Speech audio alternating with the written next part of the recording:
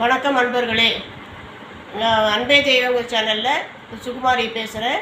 நம்ம வந்து இந்த வாட்டி ஆன்மீக தகவலில் முருகனை பற்றி சொல்ல போகிறோம். முருகனுடைய மூல மந்திரம் வந்து என்ன சொல்கிறதுனால என்னென்ன பலன், அதனால் என்ன நமக்கு கிடைக்க நற்பலன்கள் என்ன கிடைக்கும், என்ன அதை பற்றி சொல்ல போகிறோம். முருகனுடைய மூல மந்திரத்தை கொஞ்சம் கவனிங்க. இப்போ நான் சொல்ல போகிறேன். ஓம் சௌம் சரவண பவ ஸ்ரீம் ஹ்ரீம் க்ளீம் க்ளௌம் சௌம் நமக. ஓம் சௌம் சரவண பவ ஸ்ரீம் ஹ்ரீம் க்ளீம் க்ளௌம் சௌம் நமக. ஓம் சௌம் சரவண பவ ஸ்ரீம் ஹ்ரீம் க்ளீம் க்ளௌம் சௌம் நமக.